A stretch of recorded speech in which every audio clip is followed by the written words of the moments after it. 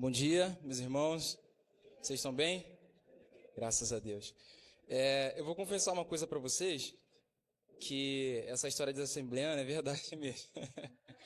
Eu fui criado na Assembleia e quando eu era mais novo, né? E aí eu almejava o ministério e tudo mais, eu via aqueles pregadores pregando e tal, em conferência, em congresso. E aí sempre chegava um momento antes da pregação que eles falavam que, olha, meus irmãos, tem ali atrás o meu DVD, se você quiser comprar. E eu olhava e falava assim, nossa, eu queria ter um DVD de uma pregação e tal. Mas aí o DVD acabou. Vamos fazer. Vocês fazem um DVD para mim, por favor, para eu vender? Para eu vender. Mas, brincadeiras à parte, eu estou muito feliz de estar aqui, poder compartilhar a palavra com vocês nessa manhã. E a palavra que eu vou compartilhar com vocês é interessante que hoje a gente não tem mais DVD, mas a gente tem o quê? O YouTube. Então, já aproveitando aqui, já vendendo meu DVD digital, essa mensagem ela está no YouTube, num canal que a gente criou, eu e a Débora criamos recentemente. Se você quiser ver, o canal é Rodrigo e Débora, mas é Y. Rodrigo Y Débora, você pode ver. A gente está fazendo uma série de vídeos falando sobre famílias à luz do dia do Senhor, tá? E essa mensagem é basicamente aquilo que Deus tem falado com a gente, aquilo que a gente tem compartilhado lá. Se você quiser ver de uma forma completa, você pode ver lá, é de graça. Se inscreva no canal, tá? Tudo mais. Vamos lá? Gente, hoje eu quero falar com vocês. Eu confesso para você que eu nunca pensei um dia em pregar sobre escatologia. E eu não sei por que eu tento fazer isso, mas vamos ver o que sai. Se for alguma heresia, depois o Vitor conversa comigo. Mas eu fico só no superficial. Jesus vai voltar e tal. A gente não vai tentar descobrir quem é o anticristo e tudo mais, a marca da besta, etc. Então, quando a gente fala sobre a volta de Jesus, a gente sabe que isso não é uma temática desconhecida, é uma temática conhecida. É uma coisa que não é algo, nossa, eu não sabia disso, que Jesus iria voltar. Provavelmente alguém em algum momento já ouviu falar a respeito do dia em que Jesus iria voltar. Seja através de uma pregação, seja através de um evangelista falando na praça, Jesus está voltando, se arrependa e tudo mais. Todo mundo já sabe que um dia Jesus vai voltar e algumas pessoas atribuem esse dia ao famoso, popularmente conhecido como o fim do mundo, né? E desde o século II, existem algumas pessoas tentando prever o dia exato do retorno de Jesus. E, pasmem, até hoje ninguém conseguiu acertar. E essas pessoas, elas vêm de acordo com suas teorias malucas lá, e muitos usando a Bíblia. E o interessante é que não só pessoas cristãs tentavam descobrir o retorno de Jesus, o dia exato, mas pessoas também que não eram cristãs, baseado em algumas teorias, enfim, em acontecimentos do momento, eles diziam que Jesus ia voltar no tempo X, e desde o século II essa coisa vem acontecendo por aí. E nos anos 90, houve uma ênfase muito grande sobre essa questão do fim do mundo. Muitos filmes saíram falando sobre o fim do mundo, os jornais falavam muito sobre quando o mundo vai acabar, e aí estourava uma guerra ali e falava, olha, esse é o fim do mundo. E aí tinha uma doença que se espalhava pelo mundo, olha, esse é o fim do mundo. Então, assim, os jornais, a mídia, o cinema, eles trabalharam muito para talvez muitos intencionais, com certeza, para poder mostrar para as pessoas e dizerem que o fim estava chegando. Só que essas notícias, elas causavam um sentimento errado do que o conhecimento do dia do Senhor deve causar em nós. E aí, nos anos 2000, existiram novas previsões, né? Surgiram novas previsões a respeito do fim do mundo. E acreditava-se que ia acontecer um grande colapso mundial. Eles acreditavam que a economia, que a saúde, que tudo isso ia ser afetado por causa do fim do mundo. E se você lembra da virada do ano de 1999 para 2000, talvez você não era cristão ou era, você estava embaixo da cama pensando que Jesus ia voltar, que o arrebatamento ia acontecer, que você ia ser levado, enfim, essa história que a gente já sabe, e com medo de ser deixado para trás. E aí tudo isso foi sendo dissipado, e alguns profetas, eles faziam uma correlação com o colapso que estava acontecendo no mundo, com Mateus 24. Então eles olhavam, olha, guerra é o fim do mundo, olha, doenças é o fim do mundo, olha, terremoto é o fim do mundo. Então as pessoas, elas viviam nesse terror. Muitas pessoas, elas estavam tão desesperadas que elas começaram a estocar comidas, começaram a sacar dinheiro, porque ficaram com medo de dar problema, né, no banco, e falaram, vou tirar o dinheiro do banco, se der algum problema e tudo mais.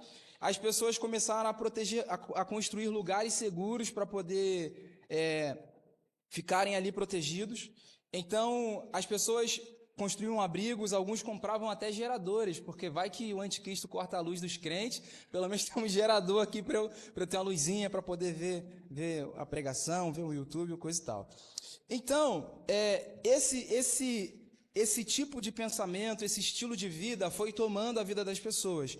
E aí a gente vê que a mídia, os falsos profetas, o cinema, trouxeram para as pessoas a temática do fim do mundo, da volta de Jesus, mas o sentimento que causou nas pessoas foi o oposto do que Cristo quer que nós tenhamos quando a gente fala sobre o retorno de Cristo. Foi um sentimento de medo.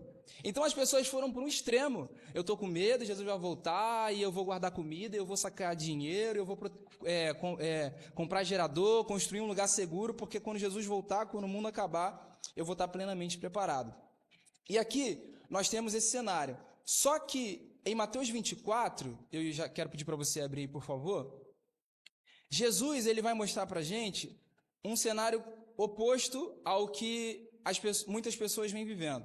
É óbvio que nos nossos dias atuais, existem pessoas que ainda têm medo da volta de Jesus, do fim do mundo. Então ficam muitas especulações a respeito de quem é o anticristo, qual é a marca da besta, e as pessoas ficam por aí pesquisando, vendo vídeos e tudo mais. E as pessoas, existem muitas pessoas, se você pesquisar, existe uma crescente muito grande de pessoas que estão estocando comida para o dia que tudo acabar, ela não vai passar fome.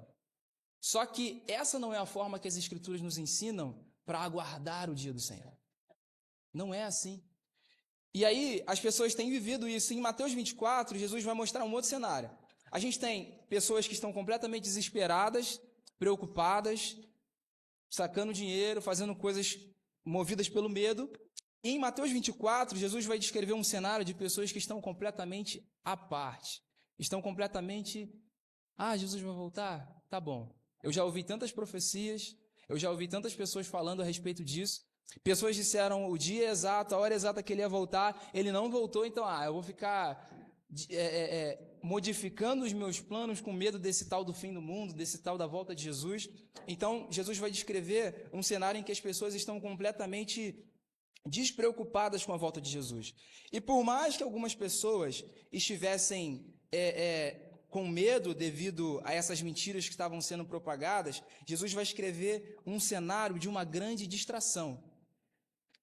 Jesus vai escrever um cenário onde os sinais dos fins dos tempos estão de fato acontecendo. Jesus de fato está cumprindo o seu propósito eterno para retornar e governar sobre a terra. Mas Jesus vai descrever um cenário onde muitas pessoas vão estar de fato distraídas a respeito do dia do retorno de Jesus. E aí, em Mateus 24, capítulo 3, a gente vê, Jesus ele fala assim, na verdade, Mateus 24 ele começa com uma pergunta dos discípulos. Os discípulos perguntam assim, diga-nos, isso já é o meiozinho do versículo, diga-nos quando isso tudo vai acontecer.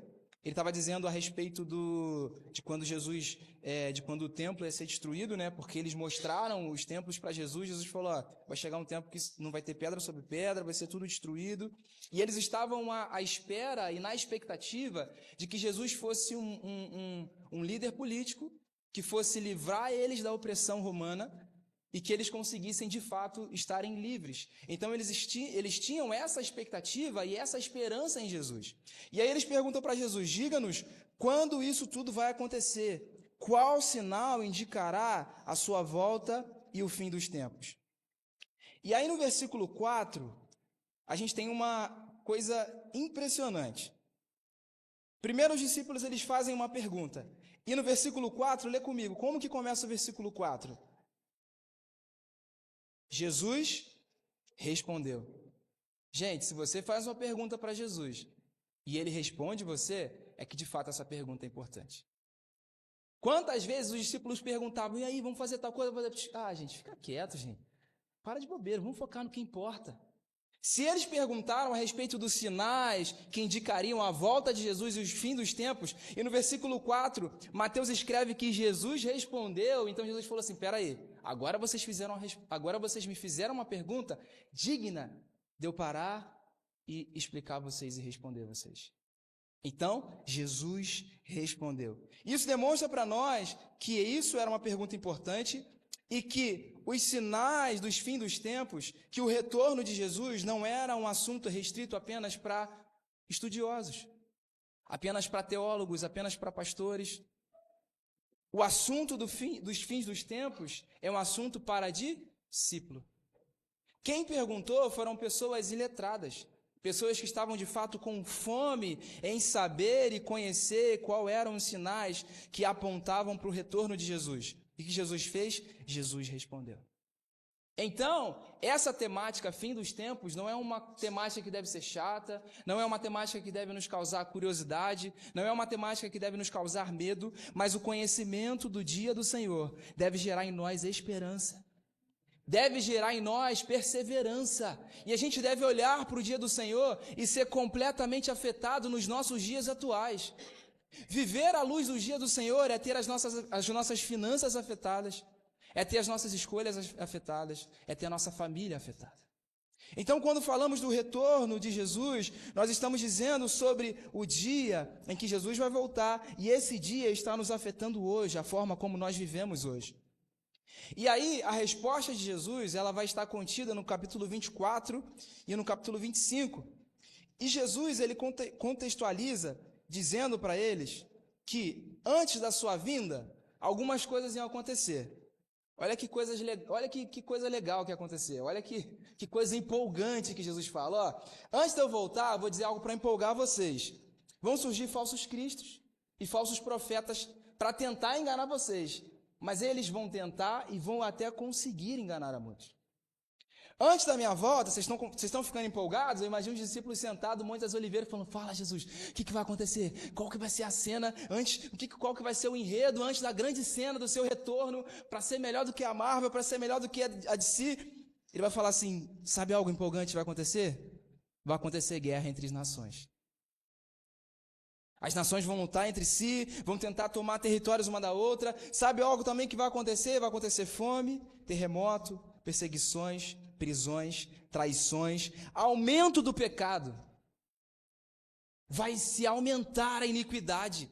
As notícias sobre os pecados vão espantar a gente. Meu Deus, como que um pai pode fazer isso com um filho? Como que um filho pode fazer isso com um pai? O aumento do pecado, o esfriamento de amor de muitos, mas não de todos. Então, o retorno de Jesus vai ser precedido por acontecimentos que talvez não são tão empolgantes. E aí Jesus diz para nós, mas não tenham medo, porque isso tudo é necessário acontecer. Quando nós olhamos para os falsos profetas, para os falsos cristos, o Vitor falou sobre isso. Quando a gente acha falso profeta, a gente já pensa o quê? Naquele irmão que está lá fazendo a revelação no Instagram, na live, falando assim, faz o pix que eu revelo para você. Isso aí é a poeira dos falsos profetas. Isso não é nada, tadinho, daquele irmão, cara. Tu vê que é um negócio forçado, mas tadinho, que ele se converta e se arrependa. Quando nós olhamos para esse cenário, para esse contexto que Jesus... Eu já estou virando assembleano eu queria ser mais reformado, mas eu já estou coisado aqui. Já estou coisado. Faltou só um órgão aqui. Tchan, tipo o Marcos Feliciano, né? E aí, quando nós olhamos para esse cenário de falsos profetas, falsos mestres, guerra entre as nações, fomes, terremotos, perseguições, traição, o aumento do pecado, o esfriamento do amor... Nós não devemos ter medo, porque Jesus falou que isso tudo era necessário acontecer. Era necessário acontecer. E ele diz, não tenham medo, porque os sinais do retorno de Jesus não devem gerar em nós medo, mas esperança e perseverança. E aí ele continua no versículo 32, Mateus 24, 32. Agora, aprendam uma lição, a lição da figueira. Quando os ramos surgem e as folhas começam a brotar, vocês sabem que o verão está próximo. Da mesma forma, quando vierem todas essas coisas, saberão que o tempo está muito próximo, está à porta. Quando nós olhamos para essas coisas, nós não devemos ter medo, nós não devemos nos desesperar, nós não devemos virar acumuladores, porque nos últimos dias, muitos de nós têm se tornado, sabe o quê? Avarentos. E a gente tem medo de ser generoso, porque a gente não sabe do dia de amanhã. A gente não sabe se vai acontecer alguma coisa no banco. A gente não sabe se o nosso dinheiro vai sumir. A gente não sabe se o presidente vai fazer uma lei que vai tirar 50% do nosso salário para o governo. E a gente fica sendo movido pelo medo, e a gente vai se guardando. E não há um problema em você guardar dinheiro. Não existe pecado nisso. A palavra até nos ensina a sermos pessoas... Ih, calma aí, o inimigo mexeu nos meus bolsos. A palavra... Calma aí, vamos lá. A palavra, ela nos ensina que nós devemos, de fato, ser prudentes. Devemos usar com sabedoria as nossas finanças. Mas até que ponto o medo tem afetado as nossas decisões? Até que ponto o medo dos acontecimentos que precedem a vida de Cristo tem afetado se nós vamos ter filho ou não? Até quando a gente vai viver com medo do fim do mundo e as nossas finanças, a nossa vida, a nossa família vai ser afetada por isso? Mas olha o que Jesus fala. Quando vocês olharem para isso, vocês vão saber que está muito próximo. Está muito próximo o quê? O glorioso dia do Senhor. E é por isso que a gente espera. É por isso que a gente vive. E é isso que a gente almeja. Então, quando você ligar a televisão, se você ainda vê jornal, você é minoria, mas Deus te abençoe. Você gosta de ver aquele jornalzinho tomando café? Você viu uma notícia ruim? Você viu o anúncio de uma guerra? Você viu uma pandemia? Você viu algo ruim acontecendo? Não tenha medo. Mas você olha para tudo isso e saiba, está próximo o glorioso dia do Senhor, o dia da nossa redenção, o dia em que vamos receber o corpo glorificado, e esse corpo mortal não vai estar mais sobre nós. Então, Jesus fala, da mesma forma que quando você olha para a figueira e você vê que ela dá sinais de que o verão está chegando, quando nós olhamos para os sinais da vinda de Jesus, isso é um sinal de que o dia glorioso do Senhor está chegando. Isso não deve trazer medo para nós, mas esperança, perseverança. E aí no versículo 36 ele diz assim: contudo, ninguém sabe. E no original, ninguém sabe significa conhecer plenamente. Ele diz: contudo, ninguém conhece plenamente o dia, nem a hora em que essas coisas acontecerão. Não é o nosso papel, não é o nosso dever tentar prever o dia exato do retorno de Jesus. Não nos cabe isso, mas nós devemos discernir os sinais, discernir os tempos, estar atentos a isso. E ele diz: ninguém sabe. E nós devemos ter uma vida à luz, uma vida com esperança, uma vida com perseverança para o glorioso retorno de Jesus.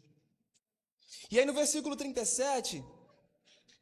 é o cenário que Jesus descreve, falando a respeito de como ele vai encontrar a terra no momento em que ele voltar. Ele diz assim: quando o Filho do Homem voltar, será como no tempo de Noé. Então aqui Jesus dá para nós uma referência, e ele diz que o tempo de Noé é uma referência para nós dos últimos dias. E aí ele continua: nos dias antes do dilúvio, o povo seguia a sua rotina. Se você não tem tique de marcar sua Bíblia, marca aí: seguia a sua rotina. Ou não sei como é que está na sua versão. Destaca, faz uma bola, faz alguma coisa aí. E qual que era a rotina? A rotina de banquetes, de festas e de casamento. Você conhece a história de Noé e você sabe que no tempo de Noé, o pecado estava de fato crescendo ao ponto de deixar Deus tão irado que ele quis acabar com tudo e recomeçar. Mas é interessante que Jesus aqui, por mais que o pecado fosse algo evidente no tempo de Noé, ele não destacou o pecado que estava acontecendo lá. Ele destacou um problema muito maior, Sabe qual é esse problema? O pecado que não parece pecado. Qual era o pecado que não parecia pecado?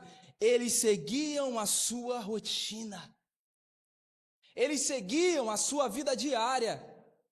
Eu gosto de, quando Lucas descreve essa cena, ele é um pouco mais detalhista, e ele coloca um ponto a mais, Lucas 17, 28, você não precisa abrir, você pode só anotar. Ele diz assim, e o mundo, quando Jesus voltar, e o mundo será como o tempo de Ló. O povo se ocupava dos seus afazeres diários, comendo e bebendo, comprando e vendendo, cultivando e construindo. Gente, me responde uma coisa. Existe algum pecado em comer, em beber, em cultivar, em construir, em casar? Não, se você está solteiro, se você está noivo, Deus te abençoe. Ora para ele voltar, mas tipo assim, ora para ele fazer você casar antes. Mas melhor que casar é estar com ele, né? Com certeza. Diz amém aí, gente, pelo amor de Deus. Então, tudo isso não tem pecado aparente.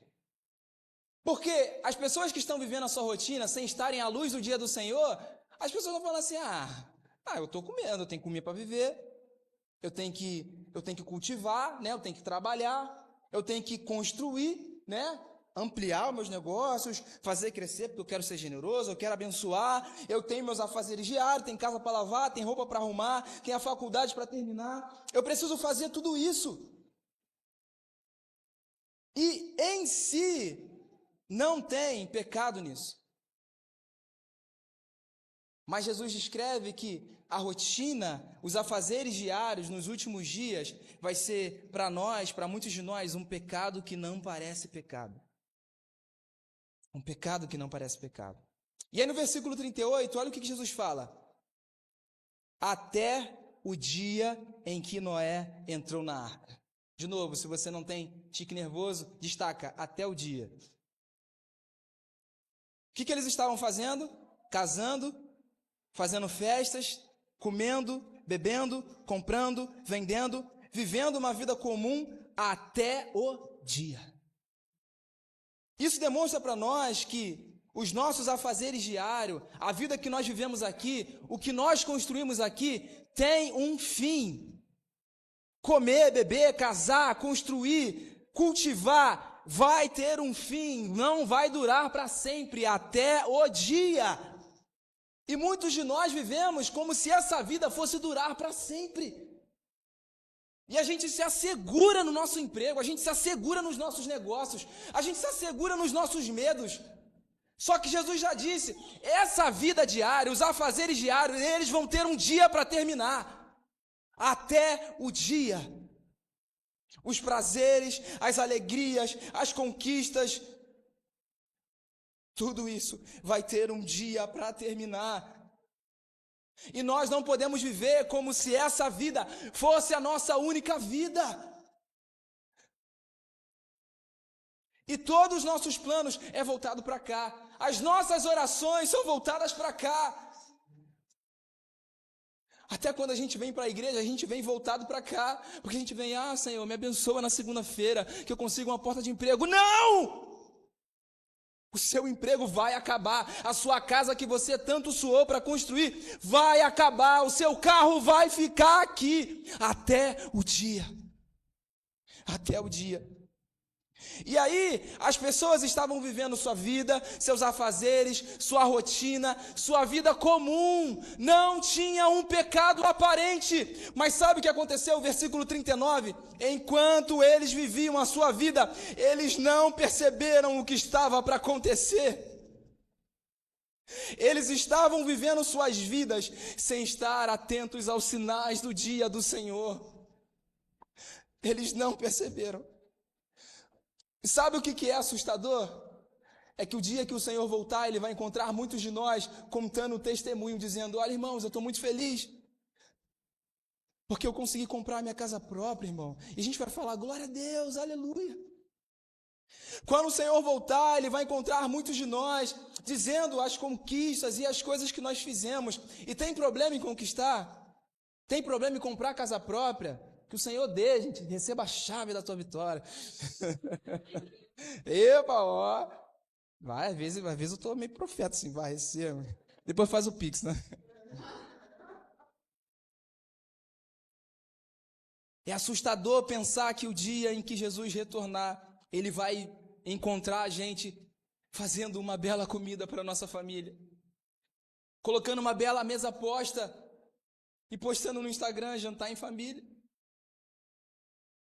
Ele vai encontrar a gente concluindo a nossa faculdade, passando no concurso público, conseguindo conquistar aquilo que a gente tanto sonhou. É assustador saber que quando Jesus voltar, Jesus vai encontrar famílias vivendo uma vida moralmente corretas, sem adultério, sem agressão, sem briga, sem ofensa, sem nada que o mundo possa dizer que é uma família errada. Quando Jesus voltar, é assustador saber que ele vai encontrar pessoas dizendo: eu sou uma família tradicional, eu sou uma família conservadora, e eu vou fazer uma blusa, e eu vou fazer um meme, e eu vou fazer uma trend. Mas de nada adianta fazer tudo isso, de nada adianta contar testemunhos, de nada adianta viver uma vida moralmente correta em família, de nada adianta defender uma vida tradicional, uma família tradicional, se tudo isso não é a luz do dia do Senhor. Porque Ele vai nos encontrar vivendo uma vida comum. Mas vão existir aqueles que vão viver uma vida comum à luz do dia do Senhor, e vão ter aqueles que vão viver uma vida comum distraídos, olhando apenas para os prazeres dessa terra. Você já parou para pensar que o milagre que você recebeu aqui, quando Jesus voltar, não vai servir de nada? As suas conquistas não vão servir de nada, porque vai durar até o dia. Diga comigo, até o dia. Eu estou bem assembleando hoje, até o dia. Até o dia. E é completamente possível termos famílias perfeitas, no sentido de exemplo. Olha como que o Rodrigo trata o Caleb, olha como ele é um bom pai, olha como é que ele é um bom marido. Mas de nada adianta ser um bom marido, ser um marido fiel, se tudo isso que eu vivo não é a luz do dia do Senhor. Ser fiel, até o ímpio é fiel. Ser um bom pai, até o ímpio é um bom pai. Trabalhar, conquistar, até o ímpio consegue fazer isso. Mas sabe qual é a diferença? É que ele não vive à luz do dia do Senhor, ele vive só para essa terra. Ele quer ter uma família só para essa terra. Ele quer construir só para essa terra, mas nós não. A nossa vida é construída à luz do dia do Senhor. E quem vive à luz do dia do Senhor faz planos e vai caminhando, entregando na mão de Deus. Mas se Deus fala: opa, não é por aí, a gente dá um passo atrás, porque a gente não liga para as coisas que a gente conquista aqui. Então é completamente possível a gente viver tudo isso e estarmos completamente distraídos, estarmos completamente sem discernir os sinais e buscar os sinais do fim do tempo, e buscar viver uma vida apenas para esse tempo. É um prazer para esse tempo, é alegria para esse tempo, é conquista para esse tempo. Mas existe algo muito maior, existe algo muito superior, existe algo muito melhor. E de fato, cada um de nós aqui tem as suas distrações. Cada um de nós aqui tem aquilo que os seus olhos brilham, e quando você olha para isso, você sabe que os seus olhos saem de Cristo, que os seus olhos saem do dia do Senhor. E eu vou confessar para vocês, sabe qual que é a minha distração? Estabilidade. Eu enterrei anos de férias tentando mudar a minha vida. Eu enterrei anos de férias tentando encontrar algo que me fizesse crescer financeiramente. E apareceu algo novo, eu falava: é isso, amor, nas próximas férias, me esquece, não vou fazer nada, eu vou só fazer isso. Eu fazia, e no final, sabe o que acontecia? Nada. E os meus olhos iam se afastando de Jesus. Eu não faltava um culto, eu não deixava de fazer uma pregação, e as pessoas diziam: uau, que pregação maravilhosa! Mas o meu coração estava nessa terra, cara.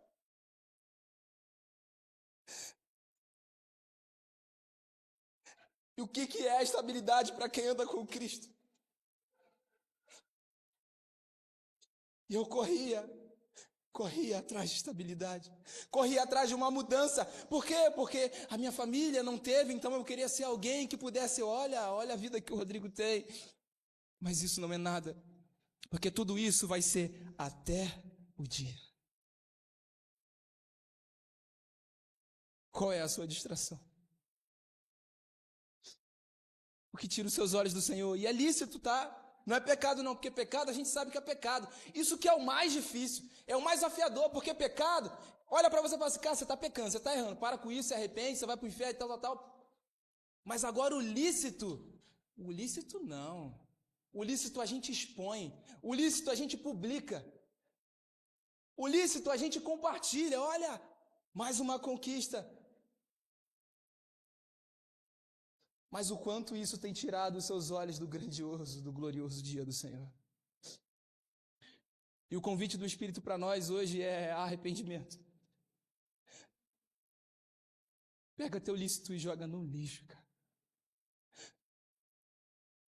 Não é que Deus quer que você fique um alienado, você não estuda, você não trabalha, não é isso. Mas faz tudo isso à luz do dia do Senhor.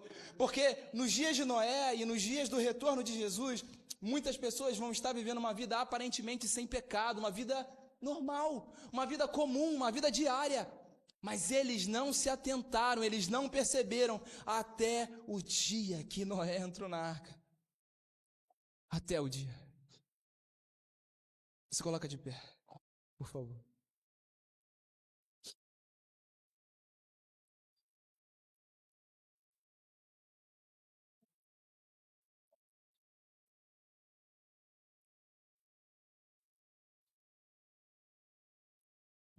Meu convite para você agora, para que nós possamos nos autoavaliar.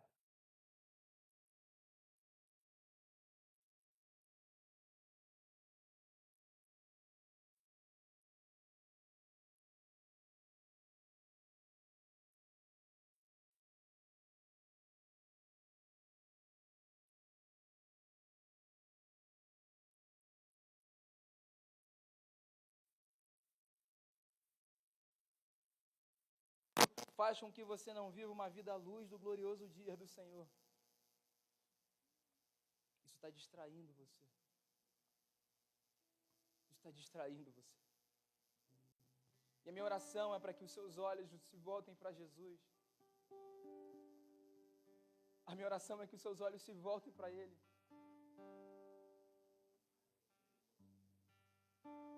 A minha oração é que os seus olhos se voltem para Ele.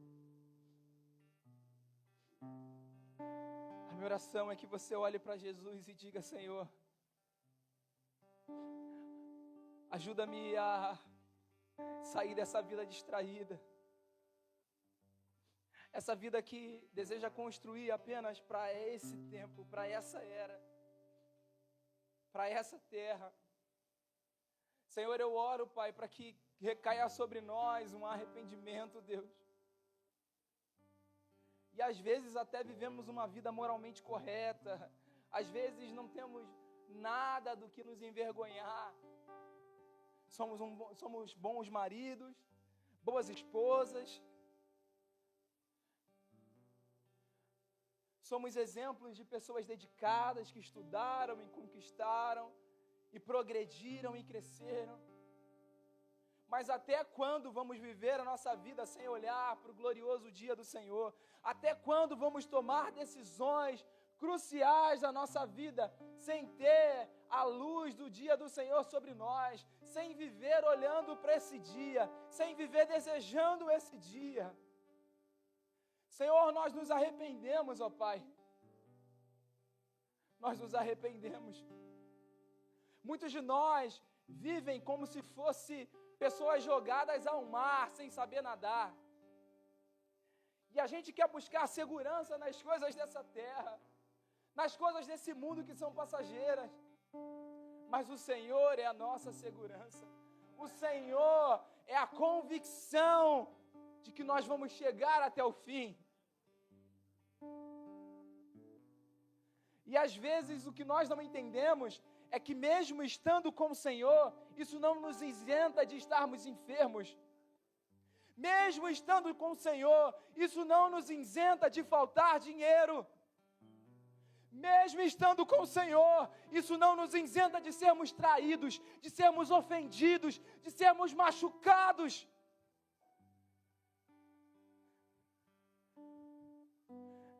E muitos de nós olham para o Senhor acreditando que O Senhor não vai permitir que nada de mal nos aconteça, que vai dar tudo certo, que a segunda-feira vai ser maravilhosa, que eu vou conquistar, que eu vou ter uma segunda-feira maravilhosa. Mas sabe de uma coisa? Talvez você vai chegar na segunda-feira e nada vai ter mudado. Talvez você vai chegar à segunda-feira e a sua conta bancária vai continuar a mesma. Mas se os seus olhos estiverem em Jesus, se você estiver olhando para Ele, não importa se você tem muito ou se você tem pouco. Se você estiver com um diagnóstico na mão, não importa. Porque a enfermidade vai durar até o dia. A dor vai durar até o dia.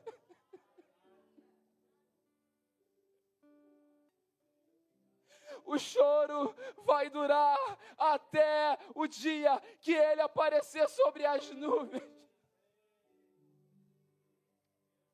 Senhor, essa é a nossa esperança, Jesus.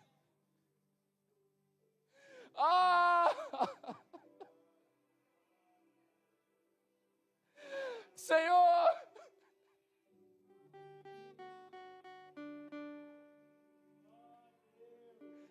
o diagnóstico da enfermidade vai durar até o dia. As nossas feridas emocionais vão durar até o dia.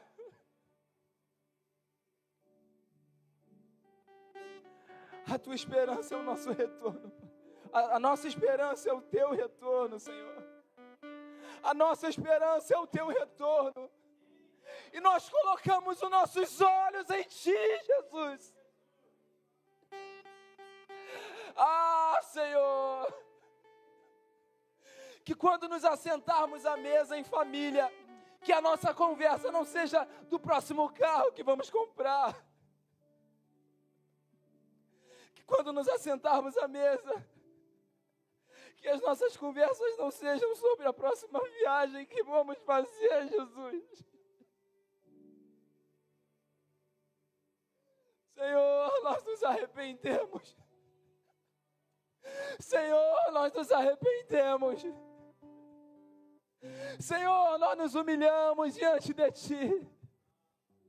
E nós reconhecemos, temos vivido a vida cristã sem olhar para o glorioso dia do Senhor. E a nossa esperança é que tudo isso vai durar até o dia. As guerras vão durar até o dia. Os problemas familiares vão durar até o dia.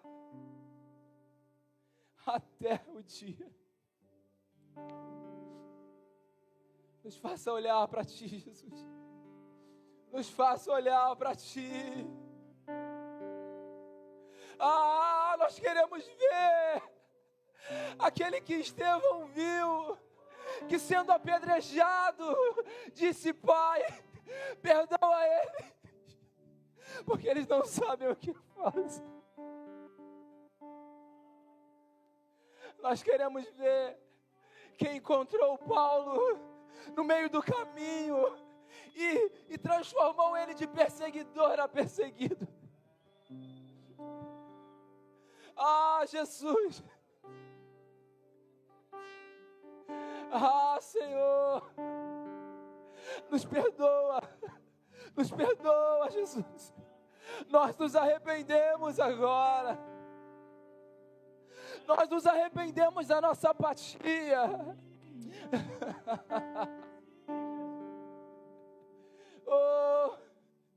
Tira de nós toda distração, Pai. Faça-nos olhar para Ti. Faça-nos olhar para Ti. Faça-nos olhar para Ti, Senhor.